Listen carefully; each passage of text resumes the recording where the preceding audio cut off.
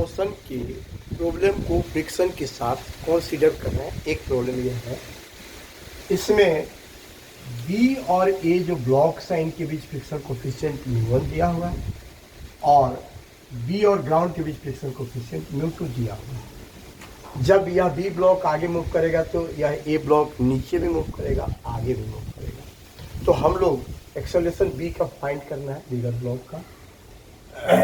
तो इसके लिए हम लोग क्या करेंगे, हम लोग सबसे पहले किसी एक को सिस्टम लेते हैं, जैसे ए को सिस्टम लेते हैं। तो ए पर ये फोर्सेस जो हैं वो देख लेंगे कौन कौन से फोर्सेस हैं। तो एक तो टेंशन टी यहाँ होगा, इसका अपना वेट एम जी नीचे होगा, एम जी नीचे होगा। कॉन्टैक्ट सरफेस के परपेंडिकुलर नॉर्मल रिएक्शन होता है तो यहाँ पर होगा कॉन्टैक्ट सरफेस के परपेंडिकुलर टुवार्ड्स द सिस्टम, तो यहाँ पर N1 मान लेते हैं नॉर्मल रिएक्शन। ये बी ब्लॉक, ए ब्लॉक जो है वो नीचे की ओर एक्सेलरेट होगा। तो नीचे जब एक्सेलरेट होगा तो बी के रेस्पेक्ट में ए का एक रिलेटिव मोशन नीचे हो गया, तो फ्रिक्शन कहाँ लगेगा, ऊपर। ए पर फ्रिक्शन कहाँ लगेगा, ऊपर।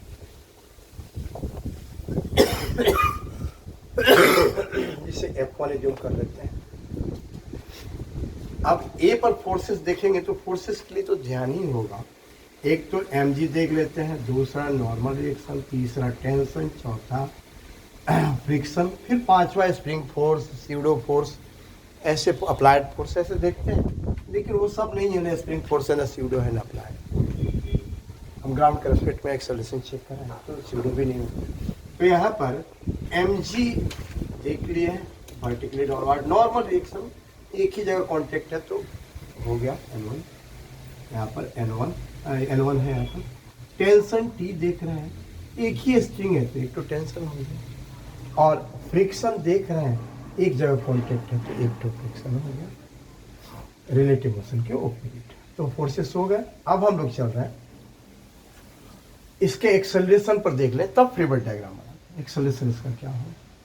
तो जब यह मूव करेगा आगे, हम मान लेते हैं x डिस्टेंस मूव किया, तो ब्लॉक बी जब x डिस्टेंस से आगे मूव करेगा तो यह पुली भी तो आगे ब्लॉक बी के साथ मूव करेगा x डिस्टेंस से। तो इस सिचुएशन में x स्ट्रिंग यहाँ का और x स्ट्रिंग यहाँ का, ये इसका बेकार हो जाएगा, इसका रोल नहीं रहेगा, क्योंकि दोनों के बीच का डिस्टेंस, ये तो फिक्स सपोर्ट है, दोनों के बीच का डिस्टेंस डिक्रीज होगा। तो x plus x 2x string कहाँ आ जाएगा, नीचे। और जब ब्लॉक बी आगे मूव करेगा तो उसके साथ साथ ब्लॉक ए भी तो आगे मूव करेगा। तो ब्लॉक बी यदि आगे मूव करेगा x, तो ये ब्लॉक ए आगे मूव करेगा x, और नीचे मूव करेगा कितना, 2x।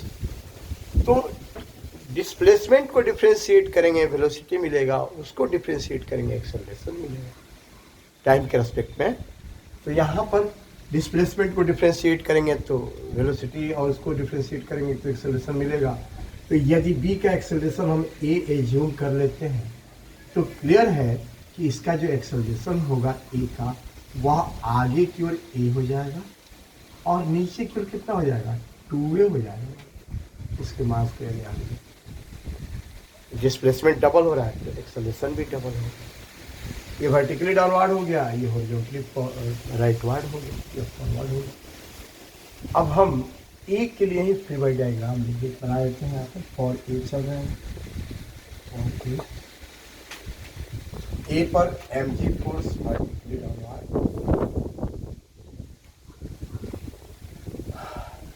Normal reaction N1 contact surface के perpendicular toward the system, tension T vertically upward,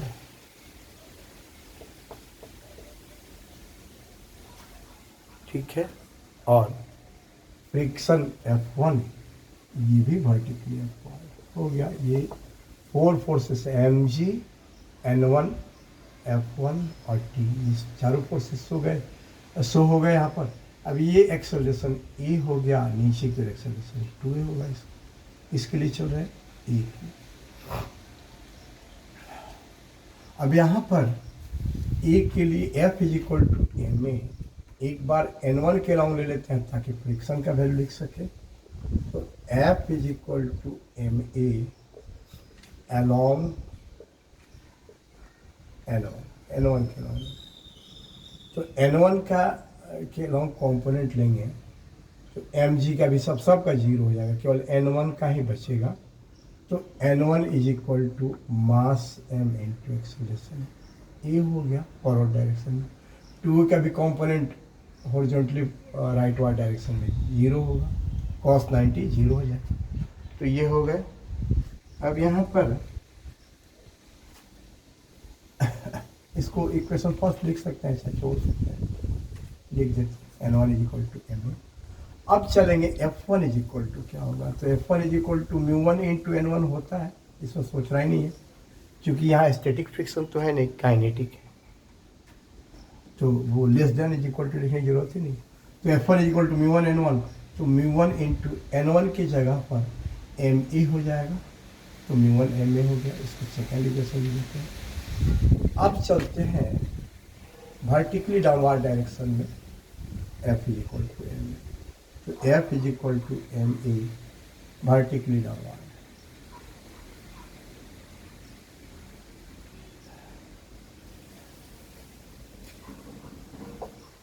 अब इसमें वर्टिकली डाउनवर्ड डायरेक्शन में mg फोर्स है,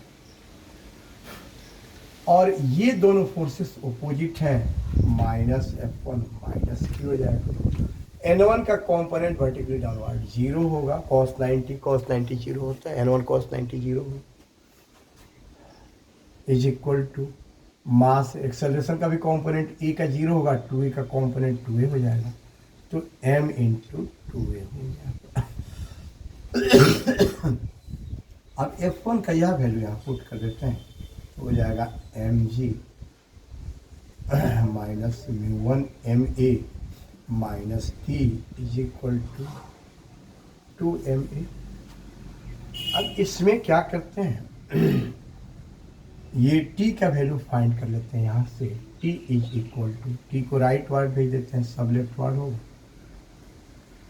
तो mg माइनस μ1 MA माइनस हो जाएगा 2MA। इसको देते हैं हम इक्वेशन थर्ड, इसको थर्ड कर देते हैं, इक्वेशन थर्ड यहाँ भी दिखाई दे रहा है। अब चल रहे हैं हम लोग,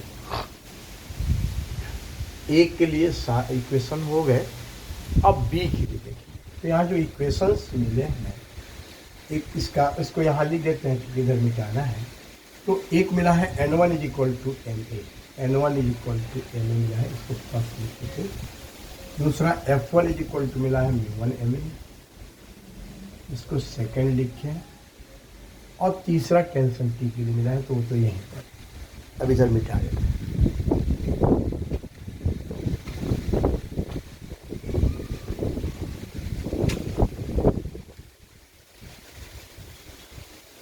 एक के लिए तो पूरा खत्म हो गया, तो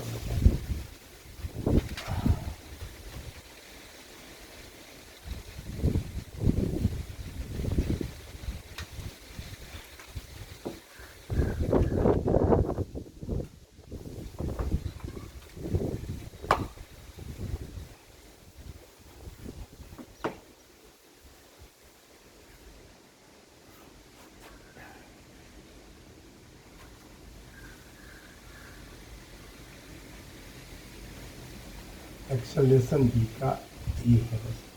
तो फॉर बी चल रहे हैं यहाँ पे, फॉर बी में यहाँ फ्री बॉडी डायग्राम बनाने के पहले देख लेंगे mg फोर्स वर्टिकली डाउनवर्ड, इसका मास कैपिटल है। नॉर्मल रिएक्शन दो जगह कॉन्टेक्ट है, एक contact lower block smaller block के साथ है, एक ग्राउंड के साथ। तो ग्राउंड के साथ नॉर्मल रिएक्शन वर्टिकली अपवर्ड होगा towards the system, contact surface के परपेंडिकुलर। यहाँ पर हो जाएगा N1 है, नॉर्मल रिएक्शन दोनों जगह। अब इसके अलावा इस पर कौन कौन से प्रोसेस होंगे, फ्रिक्शन जब ए पर अपवार्ड है तो बी पर डाउनवार्ड होगा। और वैसे भी दिख रहा है कि जब ए का रिलेटिव मोशन नीचे की ओर है तो ए के रेस्पेक्ट में बी का रिलेटिव मोशन ऊपर की ओर होगा। तो इसलिए बी पर फ्रिक्शन कहाँ लगेगा, नीचे की ओर, रिलेटिव मोशन के ओपोजिट, तो इस पर फ्रिक्शन नीचे की ओर लगेगा, ये F1 है।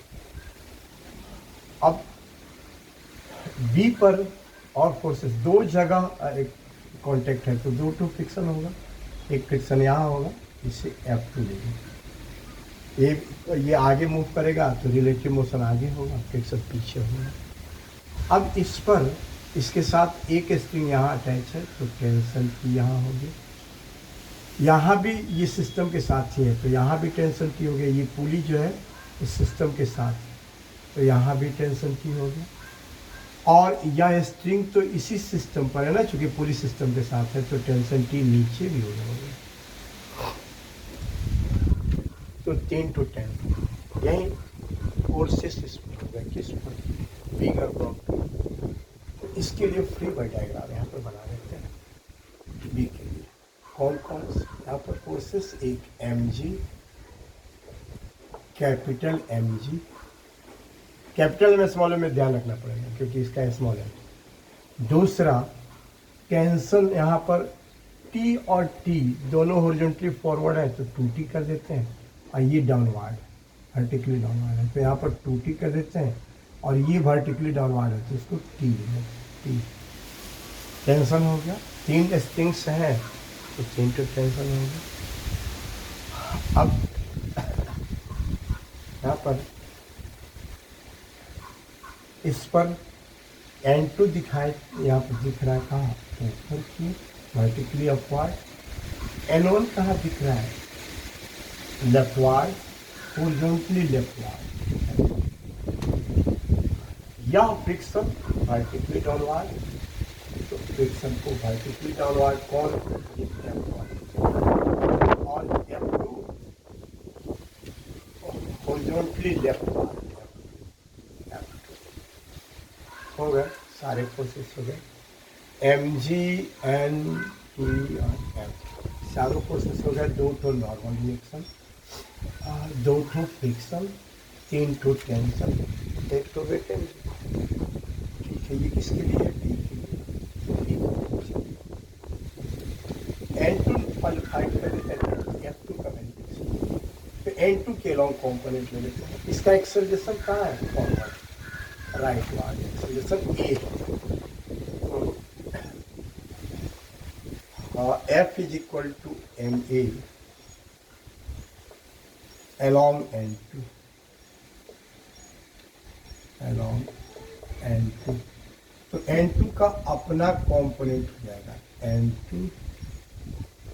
बाकी ये तीनों निगेटिव में होंगे, ऑपोजिट डायरेक्शंस दिख रहा है T, mg और F1 का, तो -T, -F1, -mg, और ये तीनों फोर्सेस का कंपोनेंट्स N2 के लॉन्ग cos 90 जीरो हो जाए। एक्सेलरेशन का भी component cos 90, a cos 90 zero हो जाए, तो इज इक्वल टू जीरो लिख देते हैं सीधे। तो इससे N2 इज इक्वल टू मिल जाएगा T plus F1 plus mg। अब यहाँ से T का F1 का वैल्यू पुट कर दें, तो T का वैल्यू यहीं पुट कर देंगे, is equal to mg minus m1 ma minus 2ma, और T का वैल्यू हो गया, F1 का वैल्यू m1 ma और mg जैसे है वैसे ही है, कैपिटल mg। तो m1 ma माइनस में है, यहाँ प्लस में, कैंसिल हो जाएगा, तो N2 इज इक्वल टू मिल जाएगा, या mg या प्लस mg दोनों को एक साथ लिख देते हैं, तो m प्लस mg लिख सकते हैं, m प्लस mg यहाँ पर कॉमन लिखिए, और -2ma हो जाएगा।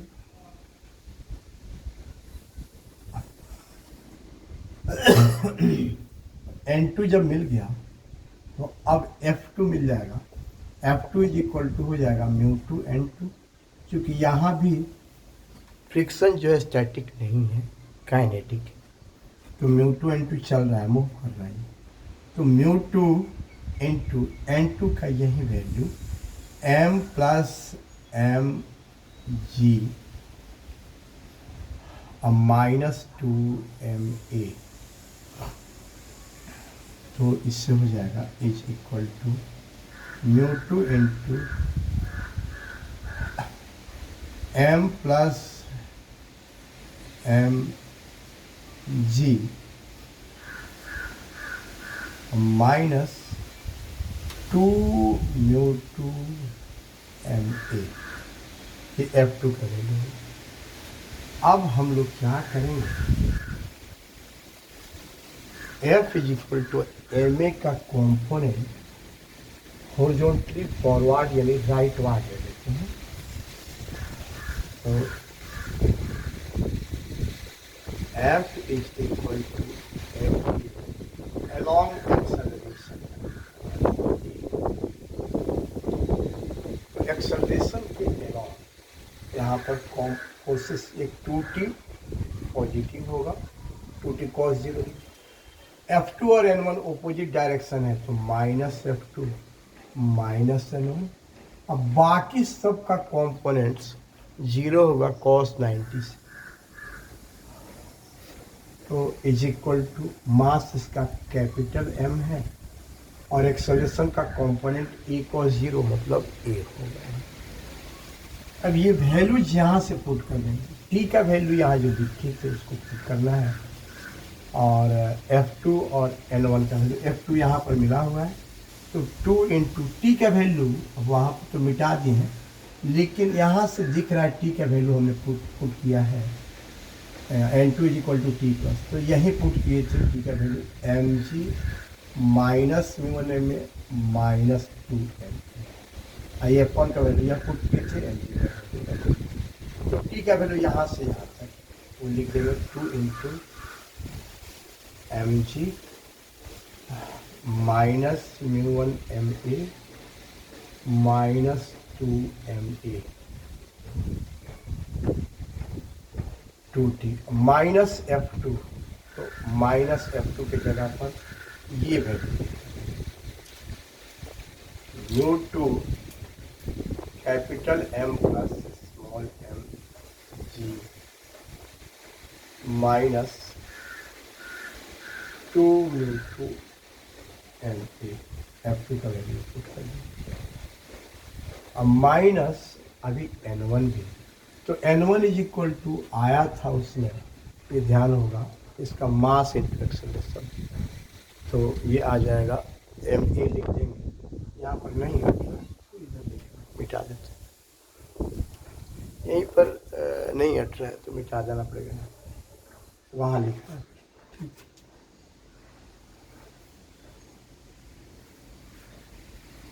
फिगर भी, अब फिगर का भी कोई रोल नहीं यहाँ रख, यहाँ पर हट जाएगा, इधर लिखता है।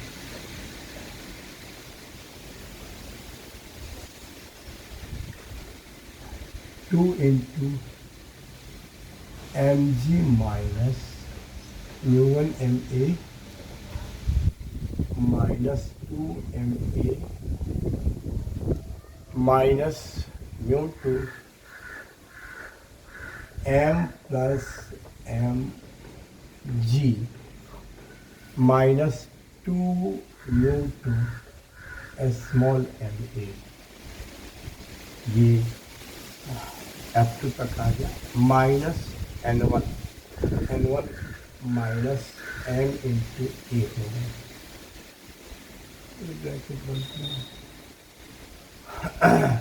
Is equal to capital M A. अब यहाँ से क्या करेंगे, दो देख सकते, 2mg minus 2 mu one M A minus 4 M A minus mu two into M plus M G, हालांकि बाद में ही कमल लेते हैं, ऐसे ही तोड़ के लेते हैं M G plus small M, बाद में कमल लेंगे, minus 2 mu two M A minus M A is equal to capital M A. अब यहाँ से ए को एक तरफ करने के लिए पहले जितना सिंप्लीफाई होता है कर लेते हैं। यहाँ -4ma है और माइनस है तो -5ma हो जाएगा। जी वाले को एक साथ रखते हैं, यहाँ पर जी वाला जितना मतलब एक्सेलरेशन वाले को एक तरफ कर देते हैं तो हो जाएगा कितना 2mg माइनस μ2mg। यहाँ पर देखो यहाँ पर कॉमन ही रहने देते हैं, यहाँ पर ठीक रहेगा क्योंकि इसको अलग अलग तोड़ने से कोई फायदा तो दिख ही नहीं रहा है। μ2m प्लस mg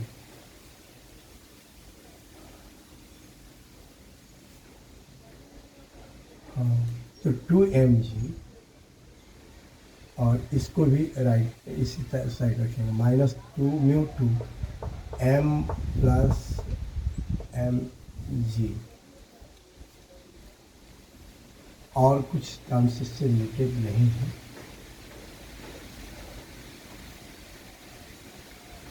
ठीक है, आपको लगता है क्लियर है। Is equal to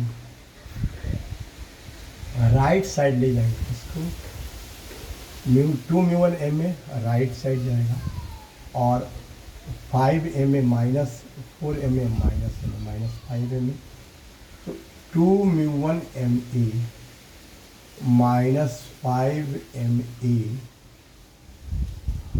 minus 5ma और माइनस ये -5ma राइट साइड चला गया है तो +5ma और -2μ2ma माइनस 2μ2 स्मॉल ma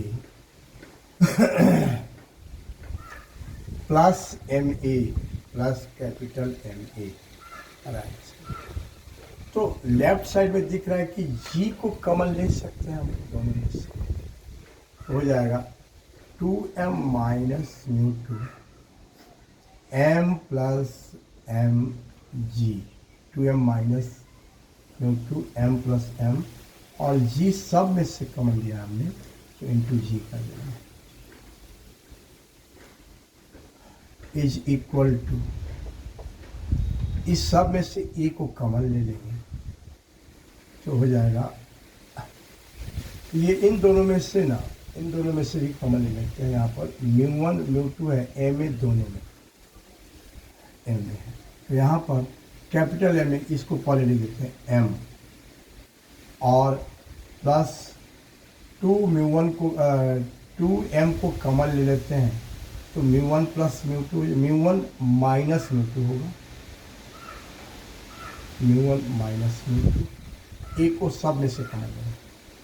अब प्लस 5 है यहाँ पर 5m है तो m 5m और 2μ1 μ2 2m कॉमन ले लिया हमने तो μ1 माइनस μ2 और एक्सेलरेशन ए को इधर ले बाहर कॉमन ले लिया तो हैंस ए का वैल्यू इससे मिल जाएगा। ए इज इक्वल टू कितना हो जाएगा यहाँ पर ऊपर हो जाएगा 2m minus μ2 m plus mg होगा और नीचे कितना होगा बाबू m प्लस यहाँ से 5m लिख देते हैं, यहाँ पर 5m को पहले लिख देते हैं m प्लस 5m और इसके बाद ये 2m μ1 माइनस में तो प्लस 2m μ1 माइनस μ2 होगा। अब इसको हम और m को भी यहाँ से कॉमन ले सकते हैं, इन दोनों में से m कॉमन दिखाई देगा तो उसको भी कॉमन ले सकते हैं। तो a इज इक्वल टू हो जाएगा ऊपर हो जाएगा 2m और ये सॉरी यहाँ पर जो g हमने कॉमन लिया है पूरे में से g कॉमन है तो यहाँ पूरे में से कॉमन है g तो a इज इक्वल टू हो जाएगा 2m minus μ2 m plus m into G यहाँ पर, और अपॉन नीचे क्या होगा यहाँ पर m प्लस 5m, तो m अब प्लस स्मॉल m को इन सब में से कॉमन ले लेंगे, तो स्मॉल m कॉमन ले लेंगे, तो यहाँ पर हो जाएगा 5 प्लस 2 μ1 माइनस μ2।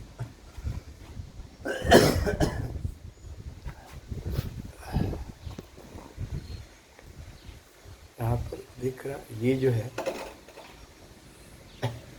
यहीं एक्सेलरेशन हो जाएगा बिगर ब्लॉक का, और इसके आधार पर स्मॉलर ब्लॉक का भी एक्सेलरेशन लिख सकते हैं, इतना ही फॉरवर्ड होगा। इसका डबल कहाँ होगा, वर्टिकली डाउनवर्ड होगा। डिस्प्लेसमेंट लिखना होगा तो बस वही S is equal to U T plus half A T square, जो टाइम दिया होगा उसमें डिस्प्लेसमेंट फाइंड कर सकते हैं हम लोग। ठीक है, अब नेक्स्ट वीडियो में ऐसे ही हम टफ प्रॉब्लम्स होंगे या फिर थ्योरी होंगी, जो भी हो, जेई और नीट पर्पस से डालते रहेंगे। ये तो खैर जेई पर्पस से, नीट के लिए नहीं। ठीक है, नेक्स्ट वीडियो मिलते हैं बाप।